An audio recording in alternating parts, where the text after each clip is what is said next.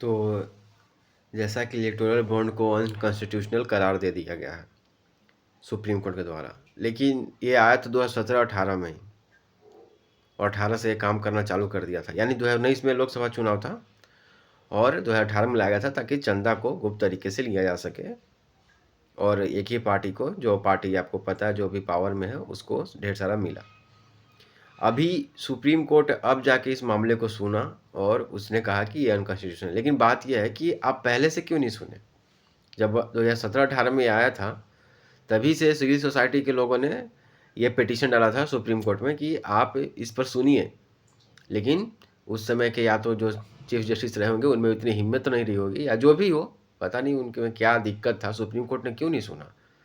अब supreme court बोला unconstitutional है। यानी क्या है, जब आया था तब कॉन्स्टिट्यूशनल था? नहीं, ये तब भी अनकॉन्स्टिट्यूशनल था। 2018 में भी उतना ही अनकॉन्स्टिट्यूशनल था, 19 में भी था, 20 में भी था, 21 में भी था, 22 में भी था, 23 में भी था, अब 24 में वर्डिक्ट आया है कि अनकॉन्स्टिट्यूशनल है।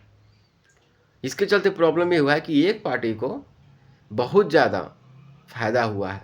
अभी एक रिपोर्ट आई है जिसमें पता चला कि 2022 से 23 में 77% चुनावी चंदा जो इनकम है, जो वो गया है एक खास पार्टी को जो भी पावर में है सेंटर में। आपको पता है वो पार्टी कौन है? और उस 77% जो गया है उसमें से लगभग मेरे ख्याल से 55% के अराउंड जो पैसा गया है वो इलेक्टोरल बॉन्ड के माध्यम से गया है। आप समझ रहे हो बात को? तो अब न जाने जो लोग उनके फ़ैन हैं, एक नेता हैं, उनके काफ़ी फ़ैन हैं, और वो लोग पता नहीं कैसे इसको डिफेंड करेंगे। इलेक्टोरल बॉन्ड एक इंस्टीट्यूशनलाइज करप्शन था, इंस्टीट्यूशनल करप्शन था। दुनिया में ऐसा कहीं नहीं हुआ होगा कि कानून बना के करप्शन किया जाता है। यहाँ हुआ है, भारत में हुआ है। बहुत ही शर्मनाक। सुप्रीम कोर्ट में भी इतनी ये थी नहीं थी कि वो सुने। 4 साल से उसको टाल मटोल रहा है। इतनी बड़ी चीज़ डेमोक्रेसी के लिए, संविधान का रक्षक कहा जाता है सुप्रीम कोर्ट को, और वो नहीं सुन सका। अब जाके सुना है और अब जाके बोल रहा है कि ये असंवैधानिक है, इसको रद्द करते हैं। तो ये 4 साल से क्यों चल रहा था? आप इतने बिजी थे कि आप इलेक्टोरल बॉन्ड के मामले को नहीं सुन पा रहे थे।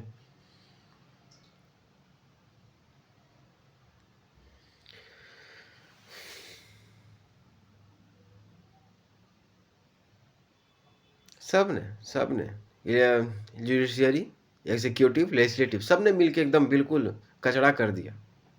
पार्लियामेंट लगभग नॉन फंक्शनल है। हर बिल वॉइस वोट से पास हो रहा है। एक भी बिल, लगभग 70% से ज़्यादा बिल को स्टैंडिंग कमेटी में भेजा ही नहीं गया।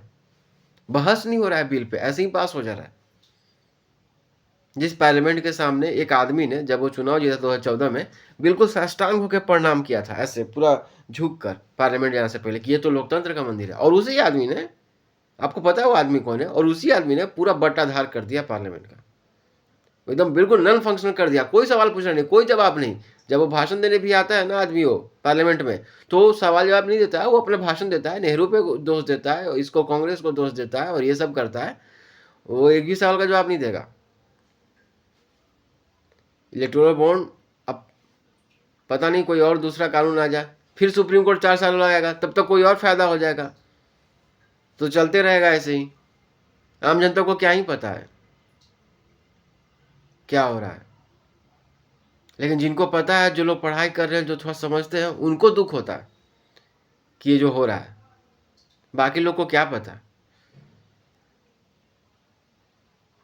जाइए सब्जी उब्जी लाइए, खाना वाना बनाइए, कुछ खाना है, फिर सोना है, काम करना है, फिर सोना है, फिर खाना है, यही तो करना है।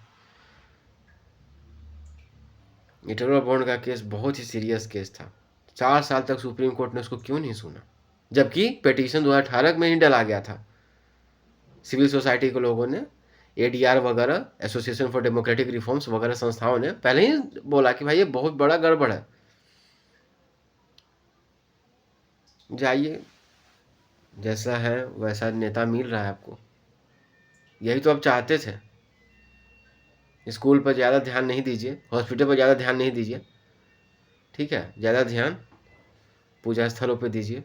जाइए वहाँ पूजा वूजा कुछ कीजिए। पूजा करना अच्छी बात है, लेकिन एक नए लेवल तक आप ले गए हैं।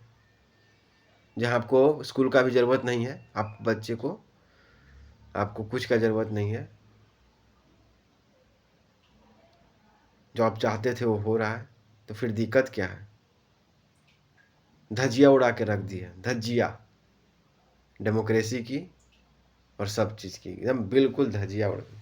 पार्लियामेंट्री तो एकदम पार्लियामेंट लगभग नॉन फंक्शनल है। एक बार में 150 एमपी को सस्पेंड करना, भूल गए भाई? तो ये 1 महीना पहले का बात है, 150 एमपी, वो भी लोकसभा और राज्यसभा के भी लोग को सस्पेंड करना, ये मतलब। और उस दौरान सस्पेंड करके और तीनों क्रिमिनल कोड और जो सीआरपीसी कानून था उसको पास करवा लेना।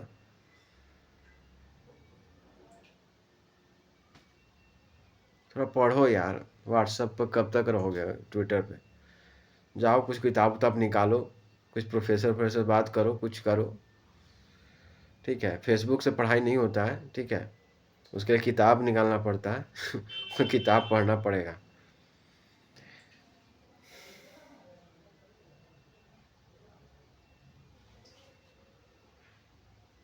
मैं अब कुछ नहीं कहूँगा, अब जो है वो होगा मुझसे। मैं बस इसलिए बनाया कि शायद कुछ योगदान हो। इतनी देरी में क्या ही बनेगा वीडियो, क्या ही कुछ होगा, है ना? पढ़ाई तो सतत प्रक्रिया होगी, जानना समझना, उसके लिए बहुत मेहनत करना पड़ेगा। कौन इतना मेहनत करेगा? भीड़ में चलते रहिए, फायदा है ना भीड़ में चलते रहने से, कोई कुछ नहीं कहेगा। जहाँ भीड़ से अलग होइएगा, पूरा भीड़ आप पर चिल्लाएगा, ये देखो ये अलग है, ये हमसे अलग है, इसको मार दो, इसको मार दो, ये हमसे अलग क्यों है? तो भीड़ में चलिए, ठीक है? भीड़ में चलते रहिए, जहाँ भीड़ जा रही है, राजनीतिक क्षेत्र में, सामाजिक क्षेत्र में, आर्थिक क्षेत्र में, हाँ में हाँ मिलाते रहिए, दिमाग को बंद करके बैठे रहिए, ठीक है? भीड़ में चलती है, यही ठीक रहेगा।